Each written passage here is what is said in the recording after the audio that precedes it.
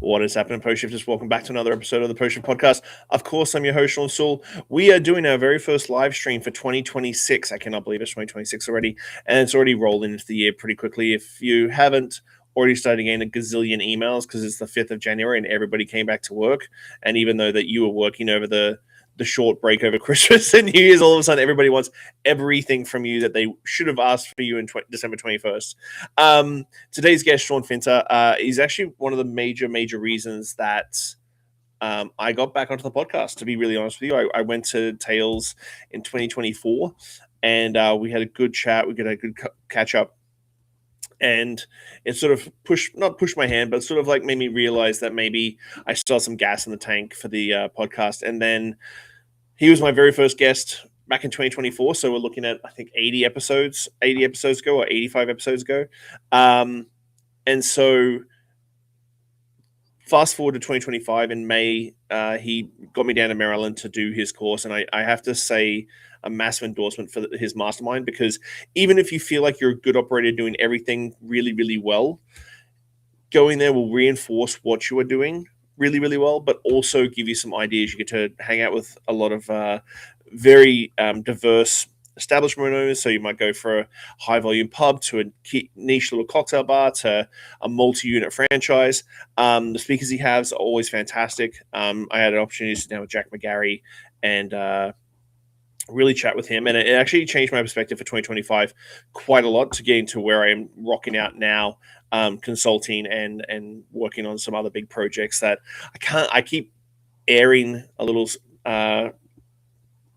sneak preview on that one, but I can't actually say much. But Sean, I hope I didn't float your boat too much on that one. Thank you so much for joining me. Well, there's only one place to go from here, Sean. That's straight down. So thank you. My first guest of the year. I don't know if anyone's complained about the snacks in the green room yet, but I didn't see anything. So put that on the bucket list. But thank you so much for it. Like I text you every now and then when I'm feeling a little bit inspired or a little bit grateful, because your mastermind that we went to in May is really something special. And I don't suppose I didn't go in with any sort of preconceived notions. I've known you for 20 years. But as I said in the intro, like, I feel like I'm a very good operator, a very good manager, but like going to your course reinforced a lot of that, going, oh shit, I'm not, because as small business entrepreneurs, we get sort of in our brain that we're alone. And we're doing this by yourself. And like, even I'm in my office right now, and it's a nice office, and you've got your office at the house. And sometimes you get 8 hours in the office, and you're like, oh, I haven't talked to a single person today. Am I doing the right things? But your mastermind really like reinforced a lot of the good things I was doing, but also gave me a whole bunch of ideas that I came back and engaged with as well. So your mastermind is very special. I appreciate you saying that. And that's the main purpose of it. You know, when I was an operator for many years and surrounded by hundreds of people every day, but felt very alone, you know. And even when I did get a chance to catch up with other operators, when is it appropriate to say to somebody like, I can't sleep at night, or there's no money in the bank on paydays tomorrow? So we try to create like an environment where people can have real conversations without repercussion, and ideally, you know, get some help from each other, or get inspired by somebody else, or get some perspective. You know, I can't tell you how many people have said, like, I'm walking out of here realizing I still got my issues, but it's not that bad. Yeah. Right? Get through it. 100%. So in January, we do our big Outlook episodes, and you're really ingrained with a lot of diverse operators. You've got a massive portfolio of people you work through with a regular basis, from like, as I said in the thing, like niche cocktail bars to multi-unit spots. That's the thing. What do you think in 2026 is still the biggest operational myth that the hospitality industry is still holding dear, that's holding the people's business back? You know, I've always been, and I think I'll always be, like a fundamentals guy. As much as I enjoy the new technology and the new gadgets, and you know, I think hospitality is very human. It's very person to person, and I think anyone who's waiting for like, how is AI going to revolutionize my business? I think AI will improve certain aspects of your business and maybe hurt others. But I think at the end of the day, like, the businesses I work with that are crushing it, that are actually businesses and not just bars, right? They have a sale value. They have a big future. they are deeply ingrained in their fundamentals, right? And how do we attract people, not just customers, but the right staff to our business? How do we inspire our leadership so they inspire our team? How do we build this business out in a way that's meaningful to the community? And I don't think enough people are asking those questions. Like if someone came to work for you for the next 3 years, would it matter to them in 20 years? Right? The answer to most is no. Right. And I purposely sought out those businesses because I wasn't fit for the school system. So I had to find a good business structure to be around. But that's what I try to encourage people today, is to be the employer of choice and make a difference in people's lives. If you're in a community, be the hub of the community, not an inconvenience to the community. Mm-hmm. Find a way to really stand up and stand for something. When you talk about culture like that, and I've been preaching this quite a lot, putting dollar figures to how much actual training journeys and stuff for staff. I've got a really good management training sort of journey that I'm going to roll out this year with a couple of management teams. When it comes to that culture, how do you feel as an industry we can fundamentally change it? Because I still think post-pandemic we had an opportunity to really rejig it and completely reset it, and we just didn't take that opportunity. So many people still don't. How do you see culture done right when we're seeing labor being scarcer, costs being higher, expectations being lower? How do you see building culture within a venue being the way to go? I think the first step is, and it took me becoming an owner to really appreciate this. When I was running other people's businesses, I didn't really understand what culture was. Culture is not what we hope our business is or what we say it is. It's what our staff say to people when we're not around. Right? Like when an Uber driver picks someone up after work and they say, hey, what's it like working there? Whatever comes out of that person's mouth, that's your culture. Right? And that's what we got to realize. If we want to impact that, we need to get back to basics and really start to say, what is the work environment I want people to live in? How do people grow inside of this business? And I think the best place to start, when I start working with an ownership group, I'll have them rate their leaders on an A, B, C grade. And if they're coming up with a B average, well, that's the highlight for your culture, right? Your business is never going to outperform your leadership team. So I don't care how many books you read or what intentions you have.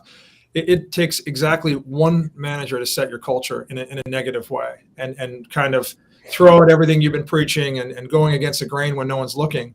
And so I think that's the biggest problem. If you're trying to improve your culture, look for what's holding it back first, and then you got to make bold decisions around that. Yeah. I did a thing about your top performer who is toxic is no longer your top performer. Right. And what if that top performer is one of the business partners? Right. Like a lot of businesses I've worked with over the years, in my contracts, I've had an exit clause. Like if you're the problem and you're not willing to step aside, and how do I know you're the problem? Because 20 of your staff tell me. Right. So unless you're willing to get into therapy and make some serious changes, if you're the anchor in the business, I'm not going to be the guy trying to row your boat and help you get down the river. Right. So, it's really having an assessment of your business on an ongoing basis, because, doing quarterly reviews in your team, depending on how many staff you have, that can be a lot of work. But I think 6 months in our industry is a very long time. Like a lot can happen in someone's personal life in that time. Things can happen at work that grate on a person. And, someone who was your top 10% employee or performer a year ago might not be now. It doesn't mean that they're on their way out. It might mean that you need to get something out of their way or offer them a change in the business or in scheduling or whatever it might be. But it's an ongoing flow, and the best companies I work with really stay in tune with that. Yeah, I was chatting to you in the green room about the post you posted today about focus in 2026. And I really do think it's really easy to get knee-jerky in our industry. And as you said, 6 months is a great thing because you'll make a fundamental change in your business. It could take 6 weeks, 3 months, 6 months to actually completely concrete in and be a change that you can actually put an ROI to. And I really love the post that you were like, let's look at focus in 2026. How are you working with a lot of businesses when it comes to focusing up in 2026? Well, we're all famous and guilty, myself included, for these expansive to-do lists. Right? I think in creating a not to-do list, and that has to be the same length as your to-do list, unless you're saying, hey, I'm only working 20 hours a week, so I need to add more to my week. But at the end of the day, like I look every quarter at scheduled and think like, what am I doing that I could outsource? What am I doing that drains my energy? What am I doing that doesn't make sense for the long-term future of the business?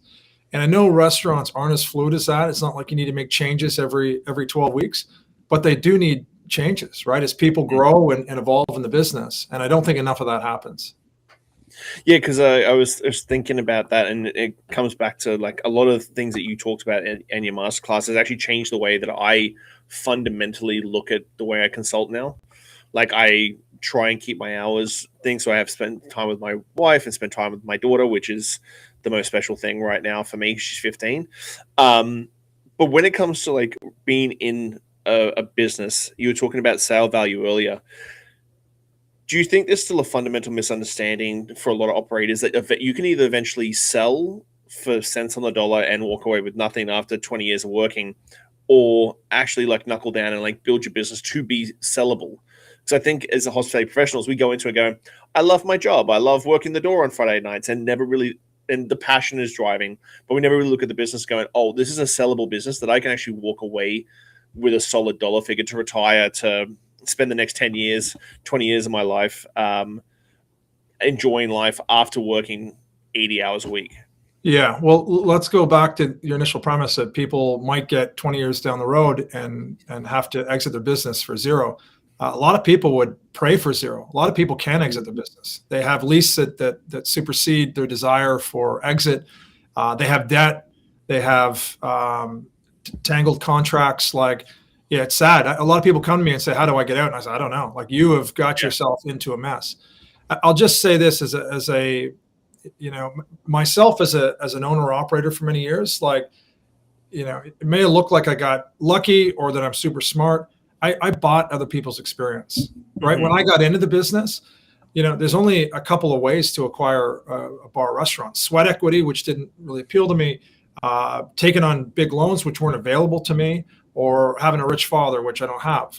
So, but there's a fourth way. There's acquiring a business through bankruptcy. What would I know about that? I knew about zero about it. But guess what? I hired someone who had done it 14 times. And he sold me his time for very little money comparatively to help me buy my first 2 businesses. I got 6 more after that. Then I got going and opened my third place and realized I have no idea what I'm doing in running a multi-site. My hair was on fire. I'm running venue to venue. I knew it wasn't sustainable. So what did I do? I hired someone to coach me who would run multi-sites, right, from an ownership position.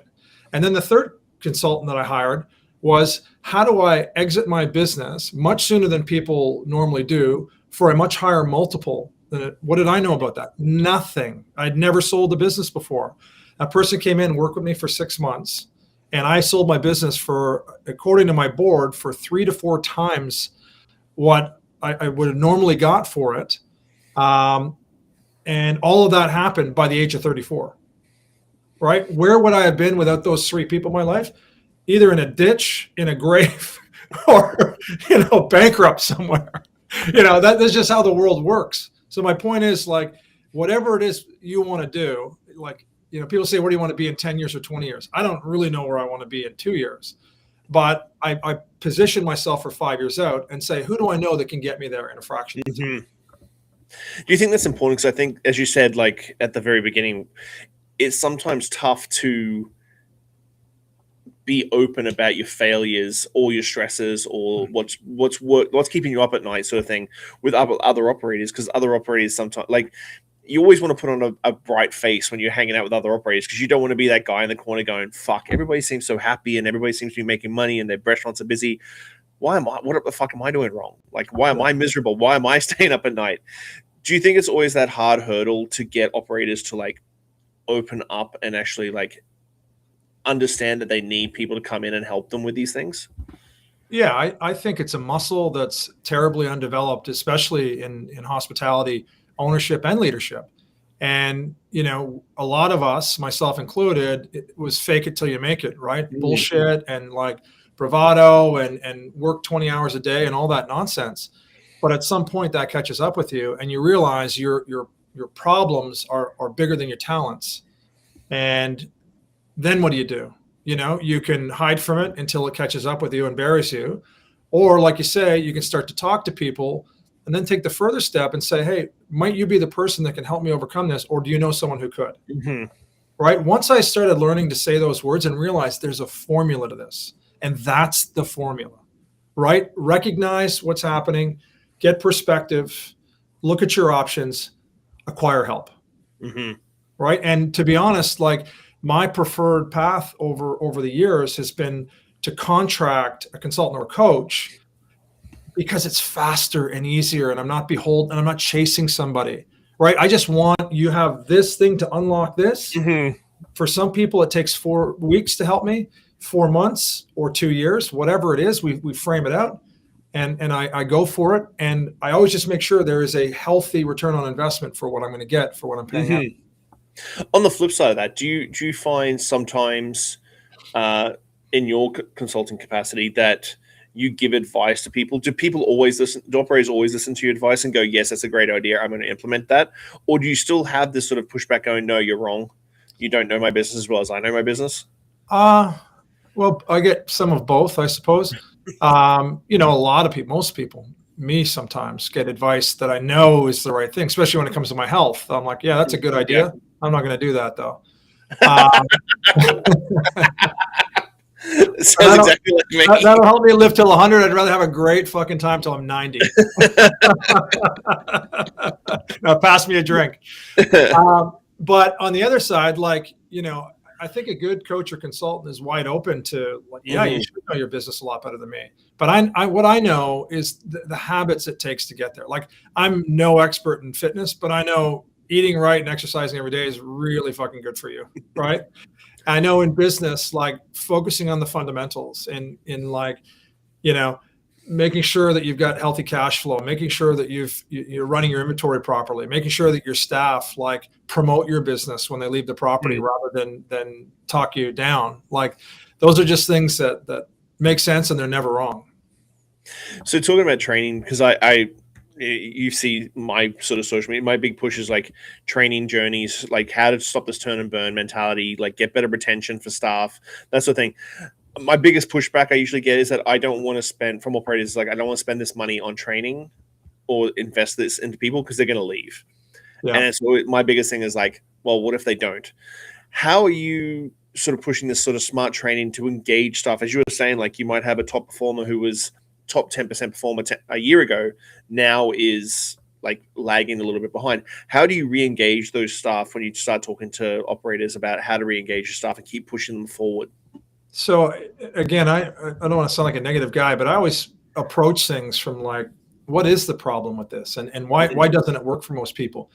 So even the word training is so muddied, right? If you said to a team member, hey, I'd love for you to come and work for me, and we do a lot of training, they're going to think, oh my God, I'm going to come in and hear the assistant general manager drone on for hours on my day off and blah, blah, blah. And that doesn't sound like a good idea to me, right? But what if you said, hey, we really value educating our team for a mutual benefit so that it will matter to you in your career moving forward. And they say, okay, good. What's that look like? What's it look like for me? You take someone like when it comes to skills training, spirits education, cocktail production, a guy out west like Bobby Hugel. If you saw that someone had worked for Bobby Hugel for 3 years, I don't care who you are in this country, that young gentleman or young lady's coming right to the front of the line, right? Because it matters. What he does matters, right? The discipline, the technique, it just matters. Let's set that aside and say, hey, listen, in order to become one of us, like in my businesses, our induction didn't have to be, but normally was completed in 100 days or less. It's the final step of the job interview. It just means, are you going to become one of us? You're getting paid, you're working here, you're doing that, but you don't become one of us. I threw a party when people became one of us, not when they were leaving, right? We celebrated them when they were leaving, but like, how does someone go from working someone else and fitting in that system to being one of you? So that's the induction piece. And then the ongoing training and education, I would, for us, we had like an inside out series, so that 1 month we really focused on like, how do you become better at your position, at doing this? And then the next month it was on outside the industry, right? So for example, and a lot of that was driven by our customers, right? Because like if you own a bar, restaurant, or run one, thousands of people in your community, right? And if you don't know what they do and how good they are at what they do, you're probably not doing your job well enough. So one example of, I said to a financial planner who came to our restaurant all the time with his wife, would you be willing to come and put a 45-minute on? And the focus is, I want to be realistic. I'll tell you what our people are making, how long they average they stay in the industry, where they go afterwards. How do you get a house in Sydney, Australia? Right? That's what I asked them to demonstrate. And I tell you, for some people, it was pretty disheartening, right? It was not easy back then. It's almost impossible now. But back then, he laid out a clear path to doing that. I have emails from 7 people who own houses as a result of that session, right? 2 months later, we had a session on recognizing mental health issues within your family or in a circle of friends. And then how do you approach it? What do you actually say to someone? Right? I mean, half the room was crying and going, my God, this is my mother he's talking about. Or my best friend went through this and now she's experiencing, and it was like, I think, and you know what that session cost me? Nothing, just dinner, some food, whatever. And it changed people's lives. I'm not saying I did, but the idea does. When you give a shit about these 40, or in my case, I had 396 employees, I cared about each one of them having this matter when they leave. Wow. And I've heard you speak about this stuff, and I still have to take a little stop whenever you finish, because it is like, I know when you told me the story of when we were up in your loft and you were telling a story when you were having burnout, and at that time in May last year, I was like pretty burnt out just from Clive's and what my situation was in Vancouver, and I shed a tear just with you explaining like what you went through, and I was like, fuck, okay, well, I'm not the only person, I'm not alone, that sort of thing. Yeah. And look, one thing I'll say on that, Sean, is that it's this I'm actually writing my first ever. I got asked to do a TED Talk next month in Barcelona. So, and it's on a subject, about I see my body as like the hardware and my brain and soul is like the software. And I realized, like, the first time I went through burnout and some issues, mental health issues, I was a 30-something-year-old running on programming of a 15-year-old. My programming back then was bumper stickers and T-shirts that said, just do it, fear nothing, everything you want's on the other side of the fire. Well, that gets you so far until you run through the fire and you realize there's just more fire there. Yeah. And then you realize, holy shit, I brought my leadership team with me and my family with me into this fire because I'm so pig-headed and selfish and think that this program is going to last the rest of my life. Instead of going, man, I need to be reprogrammed. We all do, like every 5 years. So that's what the talk's on. And I don't think it's a cure for burnout, but I think it'll help people recognize that I'm not on a sustainable path. Changing up, you are working with a lot of like a couple of people that we met, and obviously Jack and Gary was there at the mastermind. Like, you're working with a lot of multi-venue operators now, and I think it's tough to have one venue and then to make the decision to do 2 venues if they're similar, a little bit different. If they're completely different concepts, it even changes up a little bit more. How do you sort of nurture the multi-unit operators into staying? Because we've only been talking about people who have one restaurant and like the craziness and the systems you need and all that sort of stuff. How do you sort of shift people to be able to go, okay, you can do this multi-unit thing really, really efficiently, really, really well if you do these things? Yeah. Well, I liken the, 1 or 2, and people can straddle 2 restaurants and kind of run it like one if they're geographically placed.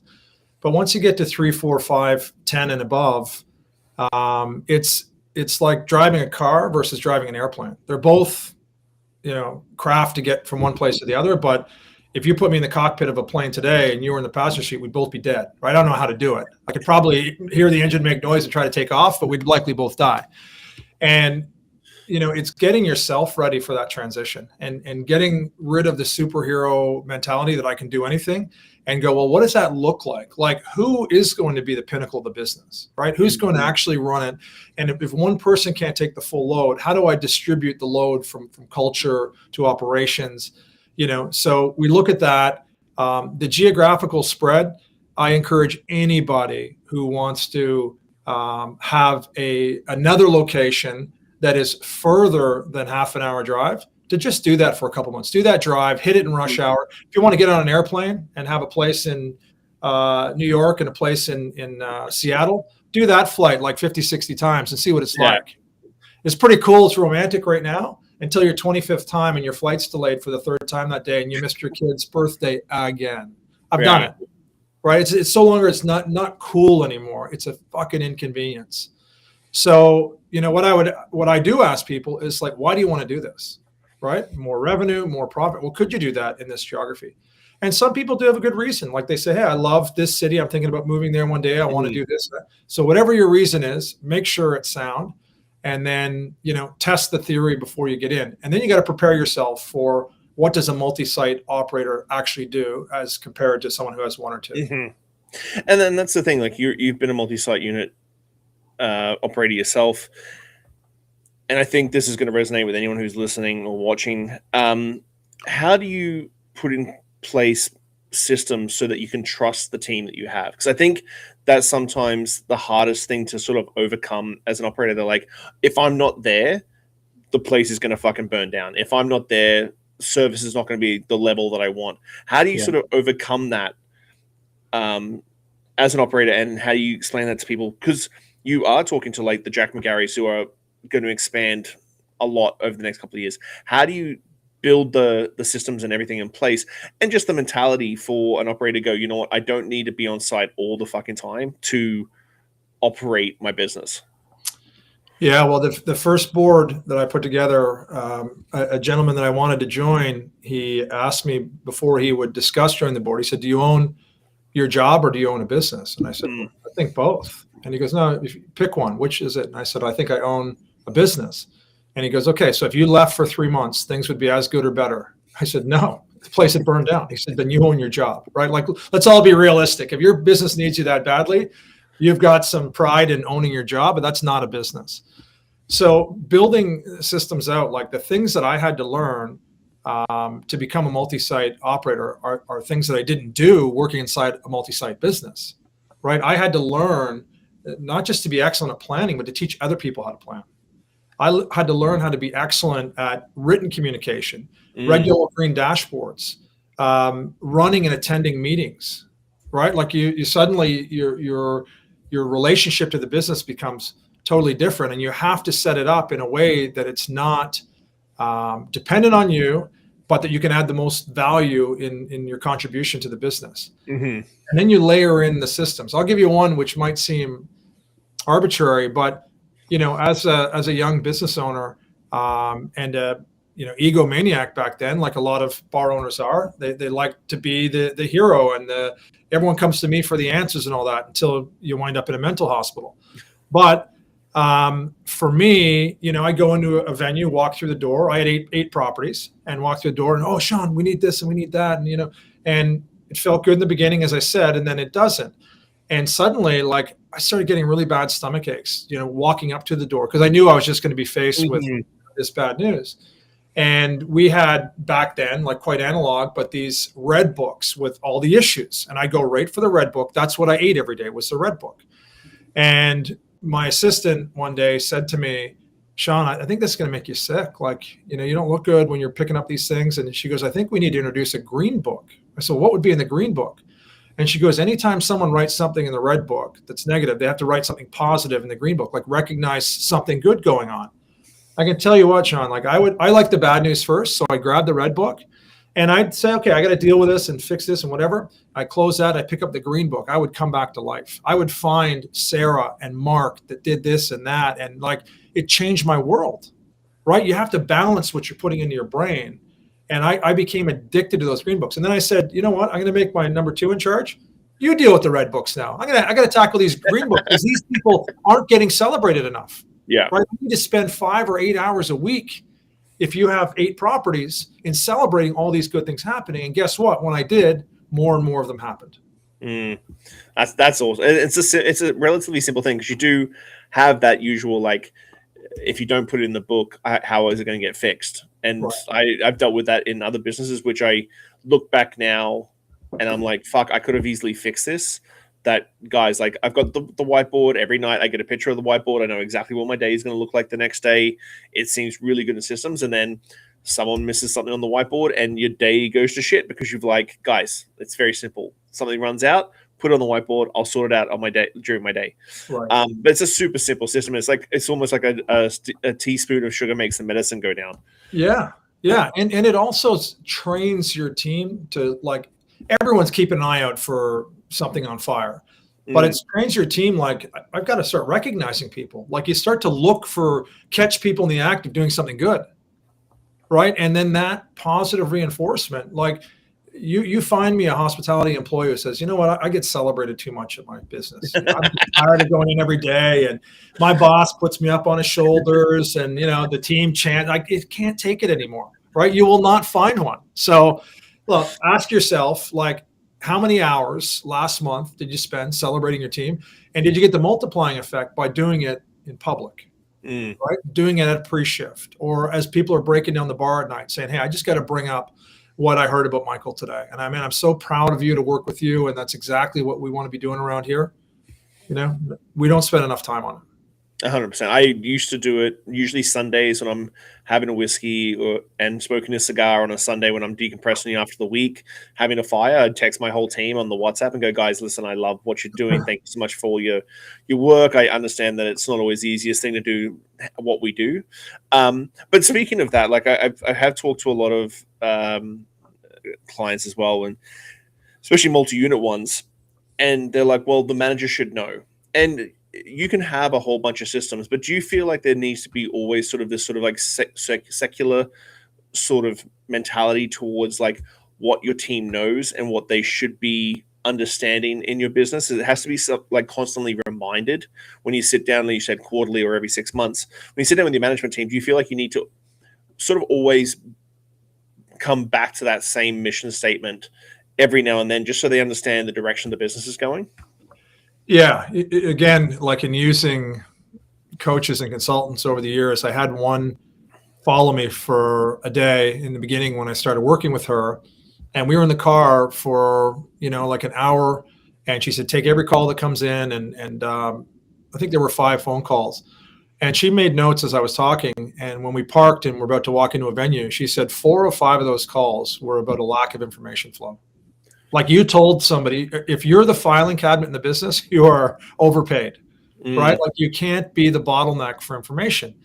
And so we really worked on the flow. I'm working with clients today now with AI and creating like wikis for the business. Like, if anyone asks you anything, put it in there and have AI say, ask me more questions to fill in the blank on this. Shoot a video, put it up, get it inside. And then, we didn't, I'm not going to say we didn't have any private moments in my business, but 99% of them weren't private. Even our monthly executive meeting was open to all. Now, very few people came to it, but if there were issues, people were welcome to come. 40-minute meeting, 20 minutes at the end, Q&A, all of that. I just think that, if there is a lot of secrets in your business, you've probably got problems. The stuff that isn't secret, you can do a better job at reporting it. And even like our weekly leadership meetings, we would now today you just have your AI, but we push out to the team into the group chat. Now, did everyone read it and absorb it and have very positive feedback? No, but if you want to know what's going on, I want you to be a part of this. So when it comes to that sort of transparency element, you've always been like a bottom up sort of guy. Like, the dishwasher should have the same mentality as that head server, as the bar manager, as the GM. It's definitely a bottom-up sort of mentality of making sure that every single person in your organization has the same sort of direction and mentality towards your business. How transparent do you like to get? Because I get a lot of operators who don't like telling their staff about how they did that quarter, or their per head spend, or their cover count, stuff like that. I'm much more open about that sort of stuff because I feel like giving these very open KPIs to my team breeds this sort of ownership. How transparent do you think operators should be with their staff when it comes to those sort of figures and data? Well, I hate to answer a question with it depends, but it depends on what your end game is. Now, a little secret for you, Sean, is that I have never been like, oh my God, I want to spend my life in bars and restaurants. I am here because as a dyslexic 12-year-old dishwasher, somebody started training me as a business owner. And that's all I've wanted to do, right? I just want to give people the same opportunity. And I can tell you this, it works really fucking well for making a lot of money, and I've had international businesses as a result of it. Give more than you expect and ignite At first I had 20 staff, then I had 100, then I had 400, then I had 28 offices around the world. I don't say that to brag, but I did all that because I empowered people. I hired people who I had to make sure during the interview process, a couple of things. One, are you in the right place at the right time? Right? Like I said, if you're coming to work for me to meet some girls and hang out and get stoned afterwards and fake your way through college, it wouldn't be worth it.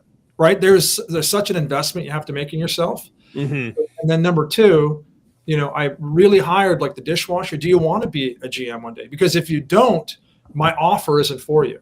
Right? Again, it would be an inconvenience to you to learn a bunch of things you don't want to apply later on. And then thirdly, the concept of no dead end jobs. Like once you get comfortable, my boss said to me when I was 12, your first goal should be in the best dishwasher I've ever had. Well, the guy before me was 34 years old. I'm like, well, isn't there an advantage there? He goes, dude, it's muscle memory, it's skill, it's talent, it's desire. And he told me one day I was the best dishwasher I ever had. Then I went on to be a line cook. Right? So it's that mentality for me. Like, so how much information do those people need? I think as much as you can provide to them. How much can they absorb at their space and time? I don't know. I don't know. There, and then I'm there to help them, to start to understand it. And one quick example of this, Sean, like when I was 13 in my job, right, little truck stop in Canada, the owner said, all right, now you have to learn a secondary skill. I said, secondary skill? I'm fucking 13 years old and I'm hitting my head. I just got moved onto the line in the kitchen. And well, what's a secondary skill? He says, you got to come in every other Sunday and do inventory with me. You're going to be a master of inventory. I didn't even know what inventory meant. I'm like, oh, the cans and the stuff. I'm like, that's crazy. I'm 13.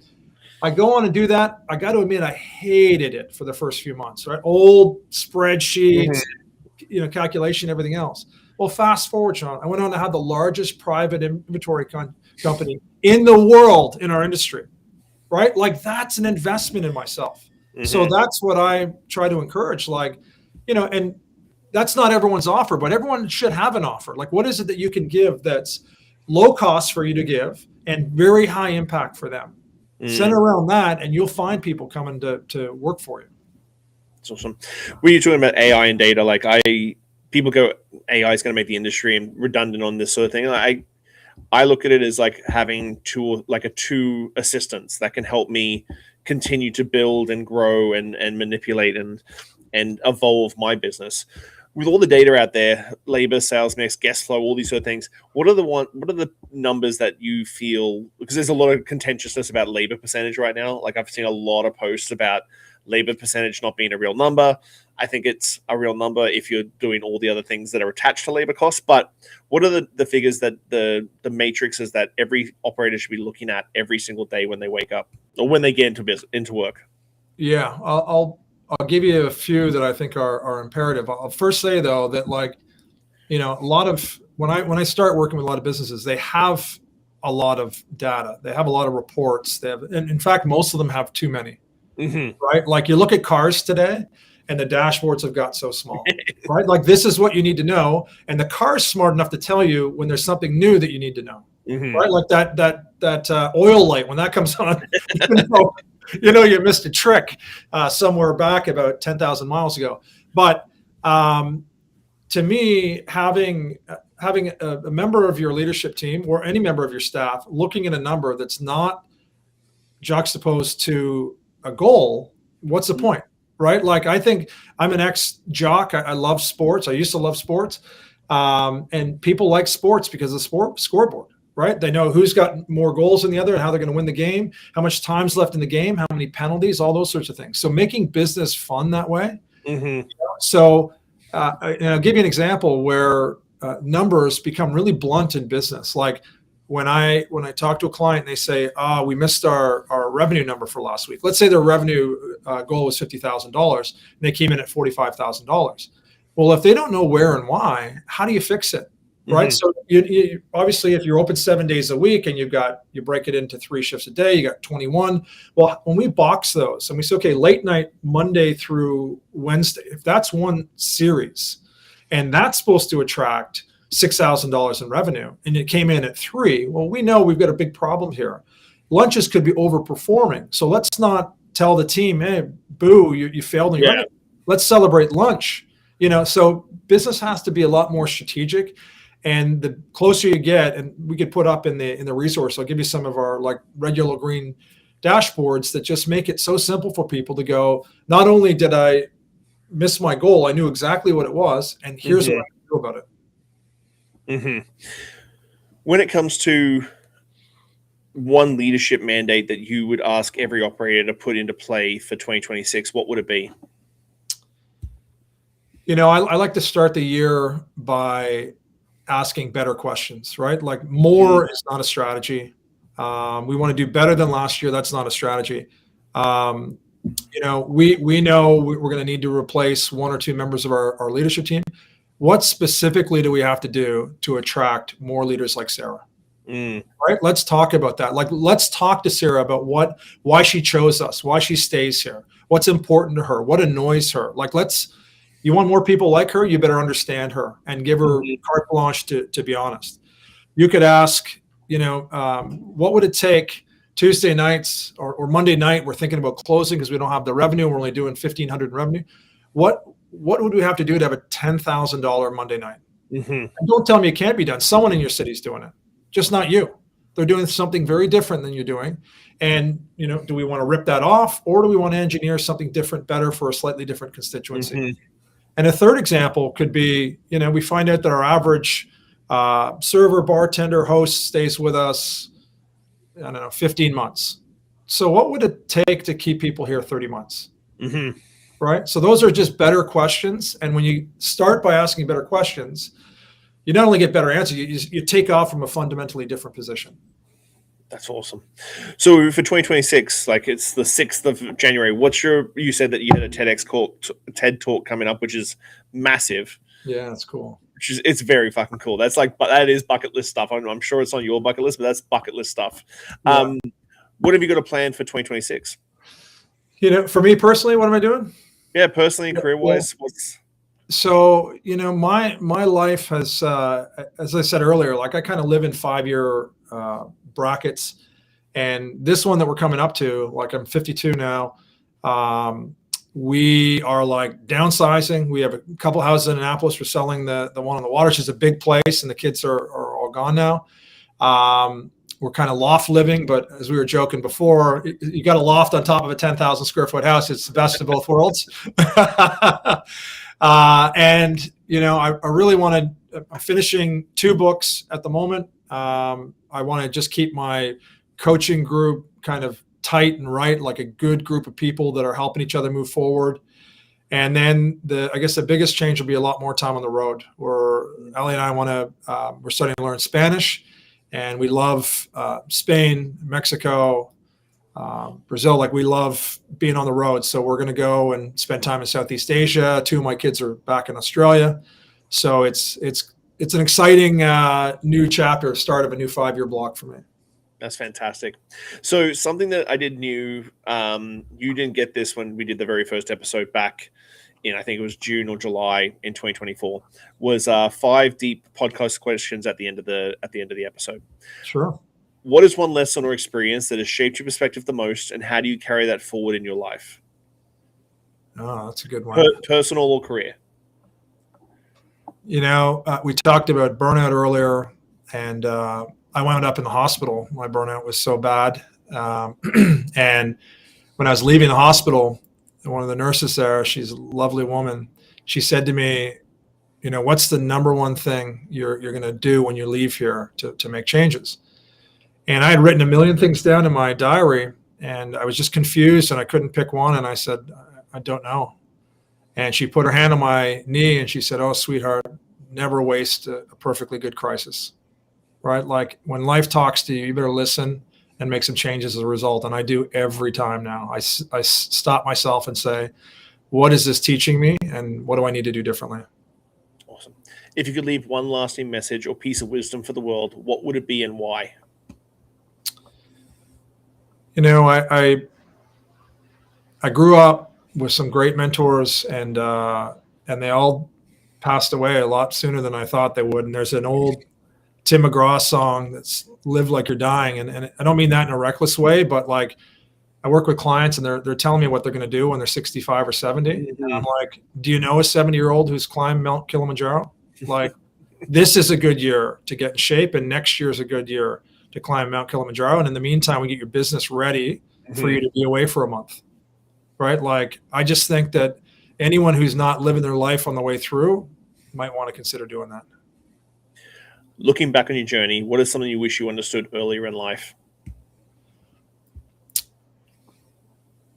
I think you don't need it all right now. You know, I would have tried to do everything all at once. Multi-site business owner, a member of an international business group on the board, father. The truth is, I didn't do any of them really well. You know, I don't know anyone that can do 5 things at an A+ level. So you just kind of pick your priorities, and it turns out your kids aren't kids very long. Mm-hmm. You know, it turns out there's another business right around the corner if you want it. And it turns out we don't live forever. And the back 20 years of most people's lives aren't very conducive to riding Harleys in Mexico. So do all the shit you want to do while you can. How do you define success, and has the definition of it changed over time? Yeah. You know, I think business success has, my business plan used to be just more money, more revenue. Mm-hmm. Now business is, you know, doing things that I love to do with people that I really respect, and, you know, helping them along the way. That's what gets me up. That's what keeps me working. Personal success isn't much different. You know, if you're able to spend an extraordinary amount of time with your family and friends and in wonderful exotic places and do shit that like you dream up, like, if that's not success, I don't know what is. So I do feel successful more as the years go on, but I started living my bucket list when I was 18 years old. What do you hope your legacy will be, and what steps are you taking to build it? I don't know that I really believe in legacy. You know, I think that hopefully your family remembers you. Like, you know, how long ago did the Queen die? 2 years ago, and you don't hear her name mentioned anymore. This is the most powerful woman in the world. You know, just what she did in her lifetime, whether you liked it or not, was significant. Her legacy isn't that pronounced. I don't spend much time thinking about it. I do want to build a couple of things that I'd like to pass on, not necessarily to my kids, but to someone who can provide value to others. But besides that, I think just focused on this lifetime and making the most impact I can is what's most important to me. And just to lighten the mood before we finish up, what's your favorite classic cocktail to drink? It's the hardest question you ask me all day, Sean. It depends what day of the week, where am I? Yeah, if I had to pick one for right now, I guess 2. I love a Negroni. But as I get older, like just the simplicity of just a beautiful gin and tonic, either Tanqueray or Ford's gin, and just, you know, I don't know if my taste buds are getting more sensitive, but I cannot handle average or shitty tonic anymore. Like, you drink some tonic in Mexico, and you'll understand why people drink straight tequila, right? Like, you have to be bougie now. That's the definition of success now. My tonic is more bougie now. I know. I'm turning into one of those guys, but yeah. But I love, and I started to fall in love with like real spirits. Like, I've been collecting Scotch for a long time, but I love tequila and mezcal, and yeah, maybe that's my Achilles heel, is I love too much of it. Well, man, as I said, like your influence on me in the last 18 months has been unmeasurable personally. Like I watch what you do and what you and Ali do, and every single month I'm just like, fuck. Not that I'm trying to keep up with you, but I'm just like, man, you just inspire, and I hope people like come away from this episode understanding like what your impact is if people let you in is quite extreme. I appreciate that, Sean. You're one of my favorite guys too, and I can't wait to get together again, whether it's out in Vancouver Island or get you back out here. Love it, man. Well, thank you so much for your time, man. I'm going to chat to you really soon, okay? Yeah, thanks for having me, Sean. Cheers, buddy. Thanks Bye. very much. Bye-bye.